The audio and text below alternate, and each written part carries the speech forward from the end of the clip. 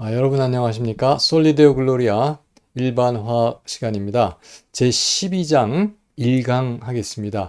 12장 1강이 녹화가 되어 있었는데 그 컴퓨터 팬 소리하고 좀 간섭이 심해서 잡음이 많이 들어갔습니다. 그래서 12장 1강 다시 녹화해서 올려드리도록 그렇게 하겠습니다.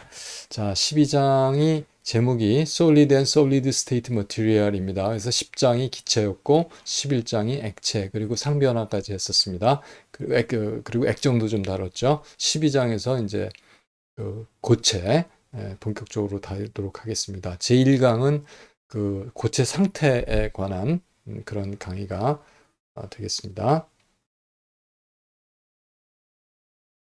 그래서 이제 12장 내용 그래도 좀 한번 살펴보기 위해서 좀 이야기를 할 텐데 보통 보게 되면은 일단 그 1강에서 다루는 게 고체의 어떤 형태, 고체의 형태가 어떤 것이 있느냐.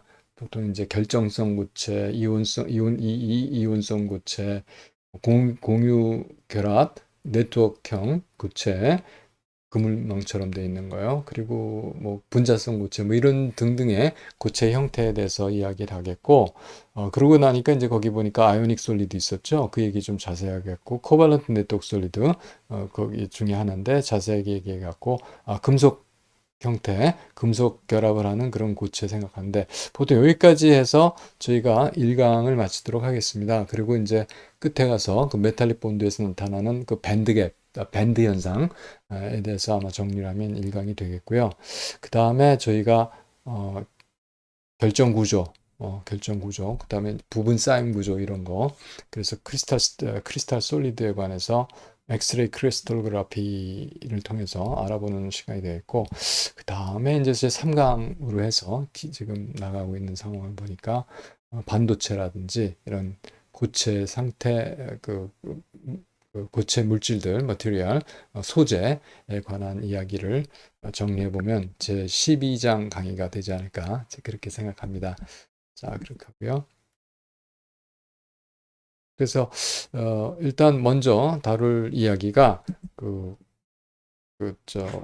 다룰 이야기가 여러 가지 형태의 고체가 어떤 형태들이 있느냐 하는 건데 일단 보면은 뭐 그러니까 어떤 방식으로 우리가 고체를 이해할 것이냐 하는 이야기인데 일단 뭐 결정성이냐 뭐 무정형이냐 이걸 가지고 나눠서 결정성 고체와 무정성 고체 이렇게 볼 수가 있겠습니다.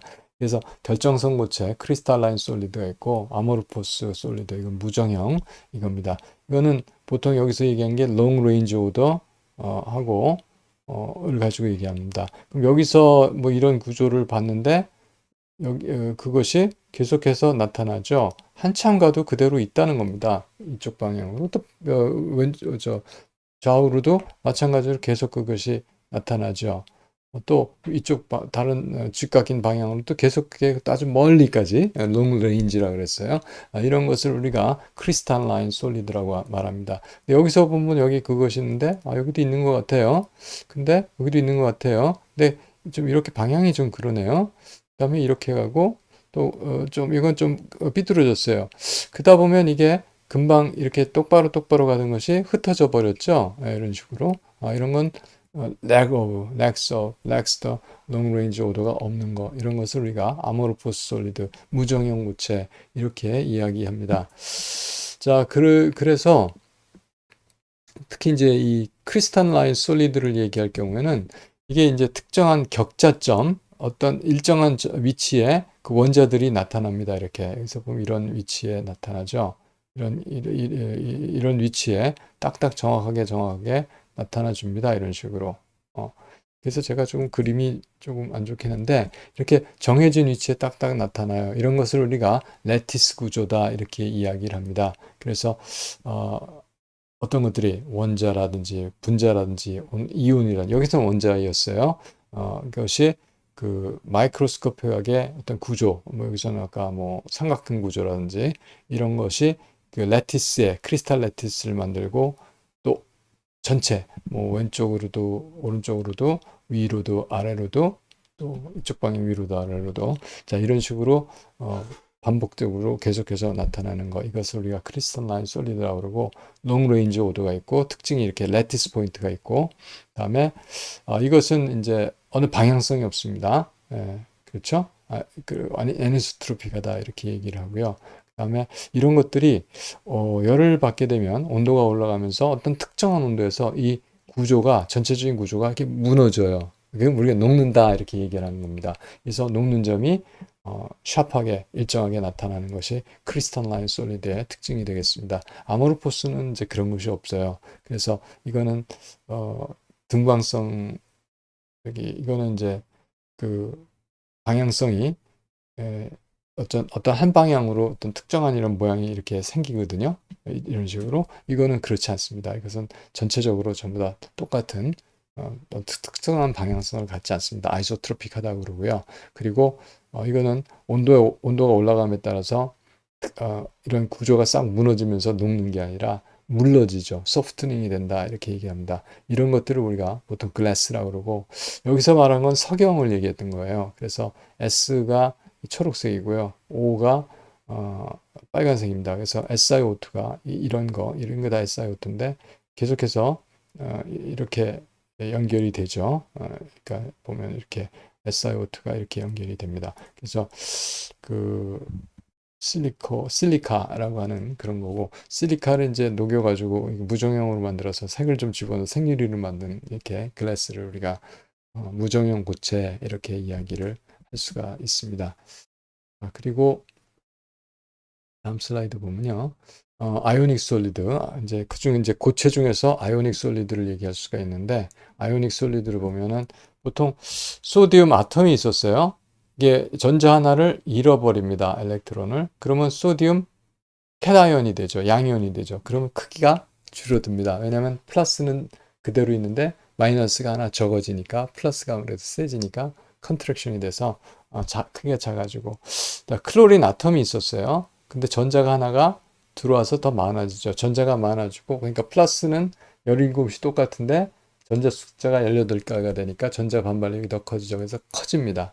그래서 음이온은 일반적으로 더 커지고 양이온은 작아집니다. 그래서 양이온과 음이온이 서로 정전기적인 인력이 작용하고, 정전기적인 인력이 작용을 하는데 어떻게 됩니까? 정전기적인 인력이 작용을 하는데 그, 그, 그래서 이온 결합을 할 수 있는 거죠. 그런데 여기서 보니까 이렇게 소디움, 클로린, 소디움, 클로린 이게 반복이 돼요. 한쪽 방향으로 반복이 되는데 그 단위가 또 이쪽으로도 소디움, 클로린, 소디움, 클로린, 그리고 아래로도 소디움, 클로린이 반복이 되죠. 자, 이런 식으로 사방, 팔방은 아닙니다. 위아래, 좌우, 전후로 이렇게 6가지 방향으로 그러니까 하나의 원자를 이온을 중심으로 했을 때 이 반복적으로 이런 유니트가 나타납니다. 이런 것 때문에 그러니까 이런 거 포인트 하나하나 한 포인트 한 포인트가 다 레티스 포인트거든요. 그런 것 때문에 우리가 양이온과 음이온이 레티스 포인트에 있어서 크리스탈라인 그 크리스탈 구조를 만드는 걸 우리가 아이오닉 솔리드라고 말합니다. 보통은 이온과 이온의 정전기적인 상호작용에 의해서 결합이 이루어집니다. 그리고 또 레티스에서 반복이 이루어집니다. 그래서 이런 바인딩 에너지가 굉장히 큽니다. 이것을 레티스 에너지라고도 얘기를 하는데 바인딩 에너지가 크고 보통 1000kJ per 몰 이렇게 상당히 큰 그 이상입니다. 사실 되고요. 그렇기 때문에 강한 결합을 해서 멜팅 포인트가 높고, 그렇죠? 그리고 이게 잘 떨어져 나오지가 않아요. 그러니까 베이퍼 프레셔가 굉장히 낮습니다. 그리고 단단하고, 그런데 만약에 좀 힘을 줬어요. 그래서 여긴 플러스 마이너스 이온이 다 교체했는데 밀려서 플러스 마이너스가 붙게 되면 어떻게 될까요? 그럼 탁 떨어지겠죠. 이게 브리스틀 깨지는 그런 현상이 강하지만 그렇게 깨질 수도 있는 게 잘 부서지는 충격에 의해서, 그게 아이오닉 솔리드 이온성 고체의 특징이 되겠습니다. 그리고 이거는 전기를 이온으로 있어도 전도하지 않습니다. 왜냐하면 뭐 움직이지 않으니까, 전하들이 딱 서로 붙어 있으니까. 그런데 이게 녹게 되면 아니면 녹는다는 건 그냥 그 고체가 액체돼서 녹는 그런 겁니다. 그리고 또 물에 녹아도 다 전도를 할 수가 있습니다. 이때는 컨덕팅을 한다. 그렇게 이해를 하시면 되겠고요. 그렇게 이해하시면 되겠고, 자, 그래서 그것이 이온성 고체 이야기였고, 지금 여기서는 이제 몰레큘러 솔리드, 분자성 고체 이야기를 하는 겁니다. 그래서 아까 같은 이것도 결정성이에요. 결정 고체입니다. 그래서 레티스 포인트가 있어요. 예를 들어서 무슨 이런 그 정육면체를 생각을 하면 이렇게 각 격자점이 있어서 이런 격자점에 위치하는 것이 뭐냐 하면은 분자들입니다. SA 여기서는 인이죠. 여기는 포스포트인데 P가 뭐 P5 뭐 이런 식으로 어떤 뭐 P 이런 식으로 인 원자가 몇 개 모여서 분자를 만들고 그 분자들이 이런 격자점에 위치해서 만들어지는 겁니다. 그런데 그 원자들이 연결되는 방식이라든가 또이 결정 격자에 놓여져 있는 방식에 따라서 여러 가지 종류가 있어요. 인만 해도 우리가 보통 백인, 파이트인, 화이트 포스포러스, 레드인, 적인, 바이올렛은 뭐라고 하나요? 자인, 블랙은 흑인 뭐 이렇게 얘기하겠죠. 그래서 이런 분자성 고체들이 있는데 분자성 고체들이 아까 말씀드린 대로 레티스의 분자들이 위치하는 거고 그런데 여기는 이온이 아니기 때문에 엘렉트로스태틱 인터랙션이 아니고 분자와 분자 사이에 몰레큘러 인터몰레큘러 포스라고 그러죠. 뭐 반데발스라든지 이런 거. 그래서 그런 거에 의해서 인터몰레큘러 포스에 의해서 결정이 만들어지고 그래서 이거는 사실 이온 엘렉트로스태틱 인터랙션보다 약하기 때문에 녹는 점이 낮습니다. 그렇죠? 그리고 좀 물러요. 소프트하고. 그다음에 이것도 역시 분자니까 뭐 전하를 움직일 수가 없죠. 그래서 non-conducting 부도체로서 작용을 한다 이렇게 여러분 아시면 되겠습니다. 자 그리고 다음에 우리가 또 살펴볼 거는 이제 코발런트 네트워크 솔리드. 주로 여기서는 살펴보는 게 먼저 우리가 살펴볼 거는 탄소에 관한 얘기입니다. 그래서 보통 레티스에 뭐가 있어요? 탄소 아톰이 있어요. 그런데 이게 다 공유결합으로 다 연결이 탄소와 탄소가 공유결합으로 연결이 이렇게 되는 겁니다. 자, 여기서 나타나는 구조가 이런 구조가 있어요. 제가 그려드리면 이런 구조가 일단 이렇게 육각형이 나왔죠. 그렇죠? 그런데 그러니까 이거는 앞에서 보이는 이거예요. 예. 뒤쪽으로도 이렇게 또 육각형이 있어요. 그리고 이쪽 면에서 본 육각형이 이렇게 있죠. 이렇게. 그래서 이렇게 육각형이 세 군데서 돼 있어가지고 하나의 구조체를 만듭니다. 그래서 이것이 계속해서 반복이 되죠. 이런 것을 특히 이거 하나를 아다멘테인이라고 그래요. 그냥 소리 나는 대로 하시면 아마 될 겁니다. 아담멘테인이라고 그래요.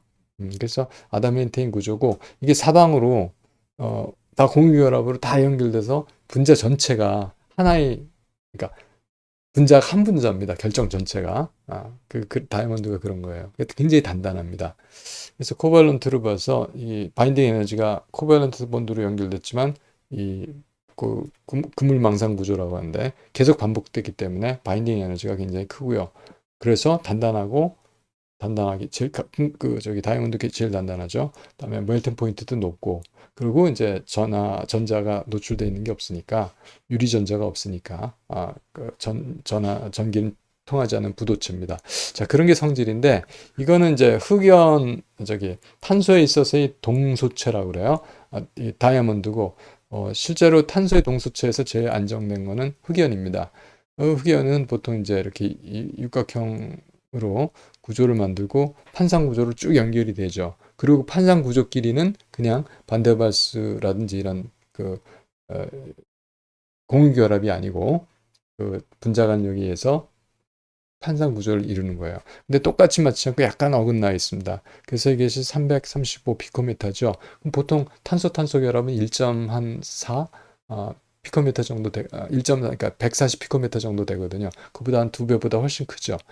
그래서 이게 잘 미끄러지는 이제 그런 겁니다. 그래서 이게 이제 흑연의 구조고 이것도 역시 계속해서 한 면에서 무한히 공유결합이 계속되기 때문에 이것도 코밸런트 네트워크 솔리드로 분류되는 그런 겁니다. 자, 그래서 가 있고요. 다음에 이제 네 번째를 살펴볼 게 메탈릭 솔리드에 대한 얘기인데 이건 어떻게 되는 거냐면은 보통 우리가 소듐을 얘기할 적에요. 소듐이 어떻게 되나 분자 원자 번호가 11번이에요. 그럼 우리가 네온 코어가 있고 전자가 10개가 있고 3s 전자 하나만 있죠. 이제 이렇게 되는 겁니다. 그런가요? 그렇죠. 예, 3s 전자 하나만 있는 거예요. 맞아요. 그러면 요것이 없어져요. 나가면은 네온 코어만 남죠. 그러면 에, 완전한 쉘인데 그것이 Na 플러스처럼 되죠. 이걸 우리가 코어라고 그러고 그러면 이제 플러스로 표시한 이 보라색 그 바로 이 코어 뉴클리어하고 코어 엘렉트론만 있는 겁니다. 이 10개 엘렉트론하고 뉴클리어스니까 뉴클리어스에서 포지티브 차지가 11개잖아요. 그래서 포지티브 하나 이펙티브 차지로 있는 코어가 만들어지고 그럼 여기서 나간 전자들 여기 하나 있던 그 이전자가 전체적으로 모든 그 이 코어에 쉐어 같이 공유되는 거죠. 그것들이 sea of electron, sea of mobile electron을 만들어요. 그리고 그 엘렉트론 C에 이런 코어들이 일정한 위치에 다 박혀 있는 것을 우리가 메탈릭 솔리드라고 말합니다. 그래서 메탈 아톰들이 그 레티스에 있고 뭐 이런 본드를 우리가 메탈릭 본드라고 금속 결합이라고 그래요. 그래서 이 자유전자들이 있으니까 전부 다 컨덕션 도체인 겁니다. 자, 전기전도제가 좋은 거죠. 자, 그래서 요런 게 메탈릭 솔리드고 자, 여기까지 내용을 좀 정리해 보면 우리가 지금 솔리드 네 가지를 다뤘어요. 그 네 가지 다룬 것이 아이오닉, 이온성, 그리고 몰레큘러, 분자성, 그리고 코밸런트 네트워크, 공유 결합성, 네트워크, 공유 결합 네트워크, 그런 솔리드고 메탈릭 솔리드, 금속성 그런 게 이야기를 했는데 그렇게 얘기를 했는데 그 뭐 아이오닉 솔리드는 아이온 엘렉트로스태틱 인터랙션으로 하는 거고 몰레큘러 솔리드는 우리가 반대 발스라고 그랬잖아요. 디스퍼션 포스의 다른 말입니다. 그리고 또 다이폴도 있을 수 있고 하여간 그 공유 결합도 아니고 이온 결합도 아닌 그런 모든 분자 간 상호작용에 의해서 하이드로젠 본드도 마찬가지고요. 의해서 몰레큘러 솔리드가 이루어지고 코밸런트 네트워크는 공유 결합 메탈릭 본드는 메탈 본드, 메탈릭 솔리드는 이런 것이 그 솔리드 고체를 이루는 분자 간의 고체를 이루는 그 힘이다. 이런 식의 이해하시면 되겠고 특성으로 아까 이제 뭐 리뷰인데 아이오닉 솔리드는 이게 깨지기가 쉽고 이렇게 탁 깨지기가 쉽고 그렇지만 단단하고 멜팅 포인트가 높다. 분자성은 좀 무르고 멜팅 포인트는 낮고 그리고 부도체다. 코밸런트도 역시 부도체고 그렇지만 단단하고 멜팅 포인트가 높다. 메탈릭 본드는 이게 이제 조금 이제 다음에 우리가 살펴보겠지만 그 굳기가 하드니스도 좀 다르고 컨덕션에서도 약간씩 차이가 납니다. 그 어떤 원자가 어떤 메탈 원자냐에 따라서 그래서 보면 그 멜팅 포인트도 차이가 나고요.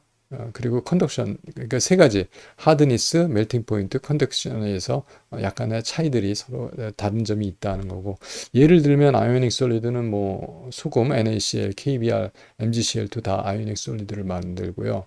보통 몰레큘러 솔리드 얼음 생각할 수 있죠. H2O, Br2, CO2, HCH4 이런 거 다 분자지만 온도가 아주 낮아지면 압력이 높아지면 솔리드를 만들 수가 있습니다.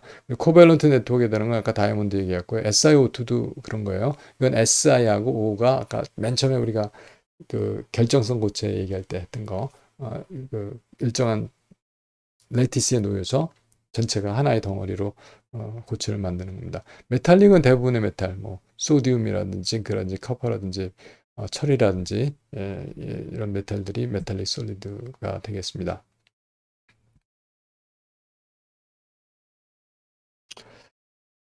그다음에 이제 구조를 저희가 좀 살펴볼 텐데요. 아까 사실은 뭐 구조도 다 포함돼서 이야기를 했습니다. 근데 조금 아까 이야기한 바로 그거거든요. 탄소 얘기예요. 알로트로프, 동소체라고 하는 건데 이게 뭐냐면 같은 원소로 돼 있어요. 탄소.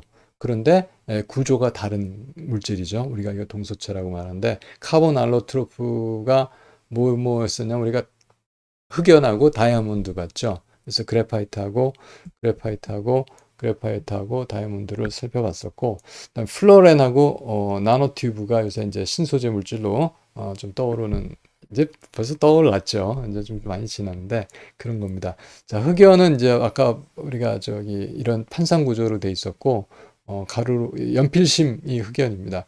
이게 판상 구조가 밀리니까 윤활성이 좋아요. 그래서 열쇠 잘 안 박히고 제가 옛날에 연필 좀 이렇게 묻혀가지고 이렇게 하기도 하고 그랬는데 그런 성질이 있고 또 여기도 보이는 게 다이아몬드는 아까 그물망상 구조로 아담한테인 구조가 반복되는 바로 그런 내용이었다 하는 거 여러분들이 이제 기억하시면 되겠고요. 플로렌 구조 좀 잠깐 살펴보도록 하겠습니다. 플로렌 구조는 아까 말씀드린 대로 축구공 같은 문자라고 하거든요. C60. 그러니까 C60라고 하는 거는 이제 이게 60개의 탄소 원자로 돼 있어요. 예, 단위가. 그리고 여기 보면은 여기가 오각형 되죠? 여기 오각형. 축구공도 그렇게 돼 있잖아요. 그리고 육각형. 있죠. 이렇게. 이런 식으로 오각형, 육각형이 이제 반복적이 돼서 나타나게 됩니다. 그래서 육각형이 20개가 있고 오각형이 12개가 있어서 이 축구공처럼 이렇게 돼 있는데 이걸 이제 버크민스터 플로렌 이게 원래 이름이에요. 근데 이제 버크민스터 빼버리고 그냥 플로렌 이렇게 이야기를 하는 겁니다. 자, 그래서 보통 이것도 전부 다 탄소가 세 번씩 결합을 하거든요. 세 개의 다른 탄소에. 그래서 이제 각각이 전부 다 sp2 결합을 하고 있다. 이렇게 생각을 합니다. 그 다음에 카본 나노튜브는 아까 이, 흑연 sp2거든요. 판상 구조가. 그 판상 구조가 하나의 판이 싹 말려 있다. 이런 거죠. 그래서 보통 이게 큰 거는 30나노미터, 작은 거는 2, 3나노미터, 2에서 30나노미터 다이아미터를 가지고 거의 그건 무한은 아니지만 원자 입장에서 무한히 반복돼서 어떤 구조, 막대라든지, 그러니까 원통이죠, 원통. 실린더 그런 구조를 갖게 되는 그런 겁니다. 이게 뭐 전도성이라든지 반도체성도 와 같이 작용하기도 하고, 그래서 신소재 물질을 개발하는데 많이 주목을 받고 있습니다. 자, 그런 정도 얘기를 했고요. 다음에 이제 저희가 살펴볼 게 실리카도 역시 조금 이제 우리가 설명을 좀 해야 되는데 SiO2가 아까 그물망상 구조를 갖는 그 공유 결합성 그 네트워크 구조다 이렇게 얘기를 했어요. 그래서 여기서 보면은 왜 그런 얘기를 했냐면 이게 실리콘이고요. 이게 지금 저 산소예요. 그 금색이긴 하지만 그래서 SiO2, SiO2, SiO2 이게 다 SiO2 이런 식으로 이렇게 다 SiO2가 쭉 이제 이런 특별한 애다멘테인 구조를 이루면서 만드는 게 실리카입니다. 실리카가 보통 이게 멜팅 포인트예요. 보일링 포인트인가? 이 보일링 포인트일 수가 없죠. 멜팅 포인트가 1600도 정도 이렇게 고온으로 하면 이게 녹습니다. 녹으면 되는데 보통 우리가 자연계에서 이제 석영 그다음에 모래, 석영모래, 깨끗한 모래, 쿼츠 글라스 이런 것이 있는데 이 석영은 보통 이런 구조를 갖고 쿼츠 글라스는 이런 아모르포스 구조를 합니다. 그래서 이런 것을 실리카를 좋은 걸 재료를 가지고 녹여 가지고 가공을 해서 유리 제품들을 만들어요. 그중에 판유리라고 하는 거, 유리창 유리, 윈도우 글라스 여기다 뭘 첨가하냐면은 Na2O3, 소디움 카보네이트, 칼슘 카보네이트 이런 것을 이 실리카에다가 더 첨가해서 가공을 하게 되면 판유리를 만들게 되고요. 다음에 여러분들 이제 어머니들은 이거 잘 아시는데 파이렉스라고 하는 게 있어요. 그게 상품명이고요. 상표 같은 거고 사실 그거는 이 보로실리케이트가 B2O3가 들어있는 보로실리케이트라고 하는 유리입니다. 이게 열팽창 계수가 작아요. 다른 유리들보다. 그러니까 열에 안정하죠. 그래서 보통 우리가 뭐 가스불에 올려놓고 끓이고 하는 뭐 냄비 비슷한 거 있잖아요. 그런 거. 아니 프라이팬이라고 그러나요? 아무튼 캐로셀이라고 하는 거. 보통 그것이 보로실리케이트 유리를 만든 겁니다. 파이렉스라고 보통 하지만 상표고요. 다른 회사에서 만들어도 이제 파이렉스라고 하는 것 같아요. 예. 그 다음에 이렇게 생유리들. 여긴 주로 전이금속 전이금속이 들어가서 색깔을 내게 됩니다. 그래서 우리가 21장에서 전이금속 배울 때 여러 가지 색깔이 전이금속들이 색을 내는 중심 원자로 사용이 되는데 그거를 이제 이런 실리카에다 섞어 가지고 노란색, 파란색, 초록색 등등 스테인드 글라스에 썼던 그런 유리들을 만들고 있습니다. 자, 그 정도 우리가 얘기했으면 될 것 같고요. 다음에 이제 저희가 밴드갭 이야기를 위해서 메탈릭 본드에 대해서 좀 설명을 드리도록 하겠습니다. 자, 보통 이제 우리가 여기서 이제 소디움 아톰을 생각을 했어요. 소디움 아톰. 소디움 아톰을 생각을 했는데 이게 아까 소디움 아톰이 어떤 식으로 있었냐면 네온 코어가 있었고 전자가 하나 있었잖아요. 3s가.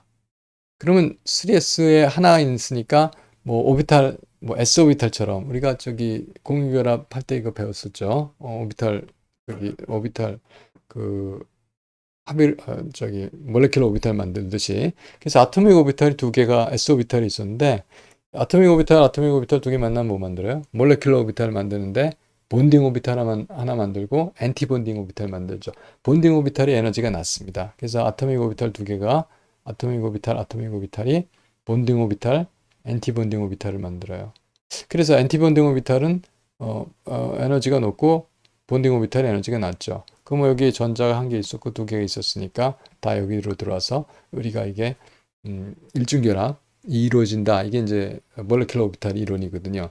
자, 금속이 되면 금속 결합을 할 때는 이게 한두 개가 아니죠. 두 개가 아니죠. 여러 개. 뭐 세 개가 있다고 치면 뭐 세 개 있을 땐 남본딩 오비탈 하나 만들어지고 안티본딩, 본딩 이렇게 만들어져서 결국은 이렇게 에너지가 낮아져서 그래도 결합이 일어나요. 네 개가 있으면 사실은 이렇게 두 개, 아래로 두 개 이렇게 되겠죠. 그걸 다시 표시를 해주면 엔티본딩이 두 개, 본딩이 두 개 이렇게 된다 이거죠. 자, 그런 식으로 되다 보면 아보가드로 수준만큼 있어요. 그러면 약간 낮아서 이 반쪽 밑에가 다 차고 위는 비게 되고 이렇게 되는 겁니다. 그래서 이 갭이 좀 생기면 차이가 생기면 아래쪽은 전자가 차 있는 밴드가 생겨지고 위쪽은 전자가 차 있지 않는 밴드가 생기는 이제 그런 식으로 얘기가 되는 겁니다. 자, 이렇게 해서 메탈릭 본드가 프리 엘렉트론들이 이 최외각 전자들이 전부 다 본딩 캐릭터를 갖는 그 밴드에 위치하게 되면 그만큼 강한 결합, 메탈릭 본드를 할 수가 있는 메탈릭 본드의 그 어떤 근원이 이렇게 몰레큘러 오비탈의 본딩 몰레큘러 오비탈처럼 본딩 밴드가 생기고 거기에 엘렉트론들이 들어가서 전체적으로 안정한 그 금속 결합을 하는 것이다. 이제 여러분 이렇게 이해하시면 되겠습니다. 자, 그렇고 제가 생각하기에 다음을 살펴보면 그래서 보면 아까 이야기한 대로 하나가 있으면 그냥 하나가 있었다는 뜻은 원자 하나가 있으면 그냥 이렇게 그냥 하나 있는 거예요. 그럼 뭐 결합이 없죠. 원자 두 개가 모이면 이렇게 본딩 오비탈이 만들어지고 본딩 오비탈을 만들어주고 본딩 오비탈에 두 개의 전자가 다 들어가니까 NA면은 이건데 NA2가 되면 이렇게 안정한 분자가 만들어져요. NA2 분자 있습니다, 실제로. 세 개가 되면 뭐 그렇게 남본딩이 하나 들어가니까 크게 개인은 없지만 그래도 두 개의 본딩 일렉트론이 있어서 NH3라는 결합이 만들어지겠죠. 네 개가 있으면 NA4가 되면 두 개의 본딩 오비탈이 생기고 두 개의 엔티 본딩 오비탈인데 네 개의 본딩 일렉트론이 있어서 결합이 이루어지겠죠. 그래서 이렇게 많아지면 결국은 반이 다 오큐파이드 된데 그것이 다 본딩 캐릭터를 갖는 밴드가 되겠고 위에 있는 건 엔티본딩 캐릭터를 갖는 엔티본딩 밴드는 비어 있고 그래서 본딩 캐릭터를 갖는 이 본딩 밴드에 엘렉트론들이 오큐파이드 돼서 결국은 이 풀리 오큐파이드 돼서 금속 결합이 이루어진다. 이렇게 생각을 하는 게 몰레큘러 오비탈 시어리를 통해서 우리가 메탈릭 밴드를 이해하는 그런 이야기가 되겠습니다. 제가 조금 다시 설명을 드렸어요. 근데 이걸 바탕으로 해서 컨덕션이라든지 또는 어떤 아까 제가 이제 금속 결합을 하는 경우에는 컨덕티비티나 또는 하드니스나 또는 저기 멜팅 포인트 이런 게 상당한 차이가 있다. 이걸로 그걸 설명할 수가 있기 때문에 제가 좀 설명을 하고 있는 그걸 말씀을 드리는 겁니다. 보통 메탈은 그냥 혼자 있으면 뭐 전기 이동이 없죠. 왜 그래요? 저기 그 본딩 밴드가 꽉 차 있고 엔티 본딩 밴드는 비어 있는데 만약에 전기가 어느 쪽으로 흘러야 된다면 무슨 뜻이냐면은 그 뭐 중심을 가운데를 중심해서 왼쪽으로 흐를 거냐 오른쪽으로 흐를 거냐 뭐 그런 방향성이 없어요. 이건 그냥 안 흐르죠. 그런데 여기다 플러스 전압이 마이너스 전압이 이렇게 걸리게 되면 엘렉트론이 이쪽으로 쏠리게 되죠. 그러면 쏠린다는 거는 쏠릴 수 있다. 여기 약간 그 본딩 갭에서 엔티 본딩 갭으로 가는 그런 모멘텀이 생기는 거예요. 그러면 그걸 통해서 계속해서 이제 이쪽에서도 엘렉트론이 공급이 되면 이쪽으로 엘렉트론이 계속해서 이동을 할 수가 있는 겁니다. 그래서 이런 식으로 전압이 걸렸을 때 전자가 이동할 수가 있는 것이 금속이에요. 그렇습니다. 그래서 금속에서 어떻게 해서 전자가 전달이 되는 전도가 되는지 그것을 설명하는 방법이 이렇게 설명이 되는 겁니다. 자, 그렇게 됐어요. 그런데 아까 같은 경우는 3S가 꽉 차 있는 거였잖아요. 뭐냐면 예를 들어서 소디움 같은 거, 소디움 같은 거. 그러면 분명히 이렇게 밴드가 있었는데 반만 차 있었으니까 그 전압이 플러스 마이너스 걸리면 약간 이동이 있고 해서 되죠. 그런데 그렇지 않은 게 있다는 거예요. 뭐냐면 MG. 이거는 MG는 그 네온 코어가 있었고 3S 2죠. 이미 다 찼어요. 그래서 여기서 제가 지금 그리드는 건 이 3S 밴드가 있는데 이게 다 찼었어요. 그러면 전기가 전압을 걸어도 이동을 하지 않을 거 아니에요, 전자가. 그런데 사실은 마그네슘은 전기의 도체입니다. 어떻게 해서 그렇게 되냐? 그걸 지금 설명을 드리는 건데, 금속성이 이렇게 오비탈이 꽉 차 있어도 금속성이 나타날 수가 있다. 그 이유가 왜 그러냐면 3S나 3P나 이 밴드가 에너지 갭이 좀 작아요. 여기 이렇게 중첩되는 부분이 있습니다. 중첩되는 부분이 있다 보니 여기 있는 3S의 엔티 본딩 밴드에 있는 엘렉트론이 3P의 본딩 밴드에 옮겨가게 되죠. 그래서 이렇게 갭이 여기가 좀 비게 되고 좀 지워버리니까 여기 이쪽이 좀 비게 되고 이쪽은 좀 차게 되고 버텀이 이제 그렇게 되니까 이렇게 해서 플러스 마이너스 전압이 걸렸을 때 전자가 조금 이동을 할 수가 있는 여지가 생기는 겁니다. 자, 이렇게 해서 어, 하는데 이런 경우를 우리가 컴포짓 밴드라고 그래요. 그래서 3S, 3P 컴포짓 밴드가 생기고 3S, 3P 컴포짓 밴드 엘렉트론이 이동함으로써 아까 같이 마그네슘 같이 네온코어의 3S2 fully occupied 된 오비탈이었지만 이것도 역시 전도도를 갖는다. 이런 설명을 우리가 여러분들이 그런 설명을 이해하셨으면 좋겠습니다. 네.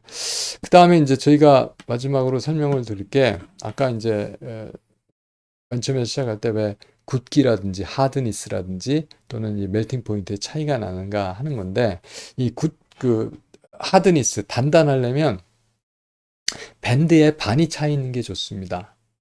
밴드에 반이 차 있는 게 좋아요. 왜 그러냐? 예를 들어서 이거 보면 반이 차 있잖아요. 그러면 이 반이라고 하는 거는 본딩 밴드예요.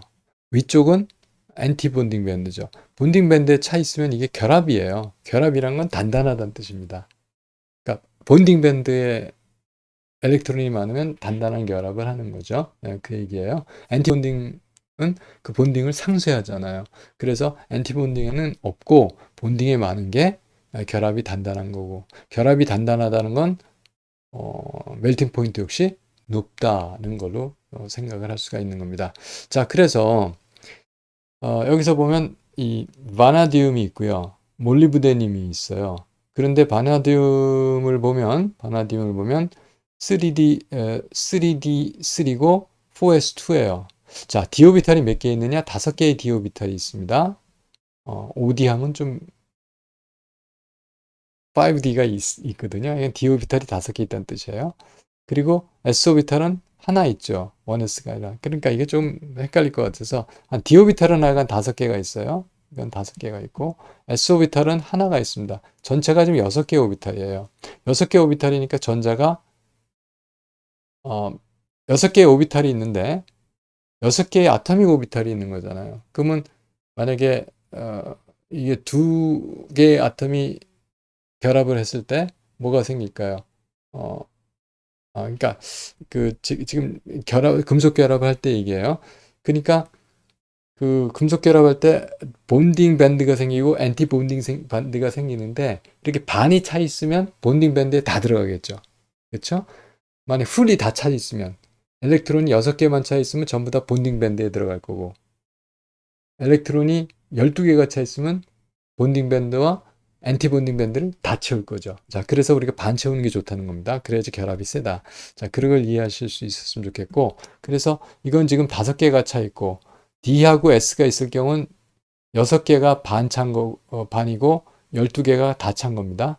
그래서 D하고 S 있을 경우엔 이건 5개가 지금 차 있는 거고, 이거는 6개가 차 있는 거죠. D5, S1이니까. 그래서 이건 5 엘렉트론이고 이건 6 엘렉트론이에요. 자, 이 자를 좀 잘 쓰겠습니다. 다음에 이 텅스텐 보면 F 궤도는 다 찼어요. 그러면 D 궤도가 있는데 S 궤도하고 이거는 6개가 엘렉트론이 있고 여기는 2개하고 12개 엘렉트론이 있어요. 자, 이거 지우고서 이제 보면 여기 엘렉트론 숫자가 5개, 여긴 6개, 여기는 6개, 여긴 12개입니다. 자, 그럼 이렇게 5개, 6개, 6개 반 정도 찼잖아요. 그러면 본딩 엘렉트론이죠, 전부 다. 여기는 본딩 엘렉트론이 6개 있고 6개 있고 엔티본딩 엘렉트론이 6개 있다는 얘기예요. 자, 그렇습니다. 그래서 보면 바나듐이나 몰리브데늄이나 텅스텐 특히 이런 건 다 단단합니다. 그리고 멜팅 포인트가 1900, 2600, 3400 다 높아요. 그런데 여기 이게 수은이거든요. 머큐리. 이거 보니까 이거는 어, 놀랍게도 멜팅 포인트가 마이너스 39도예요. 그래서 상온에서 액체인 금속 유일하게 수은입니다. 그리고 물론 컨덕터는 되는데 그거는 이제 이, 이 6p 본드가 6p 오비탈이 비어 있기 때문에 컴포짓 밴드에서 컨덕터는 돼요. 그런데 이거 보면은 이거는 그, 그 본딩 밴드하고 엔티 본딩 밴드까지 완전히 차 있어가지고 굵기가 없습니다. 저기 그 멜팅 포인트가 낮은 겁니다.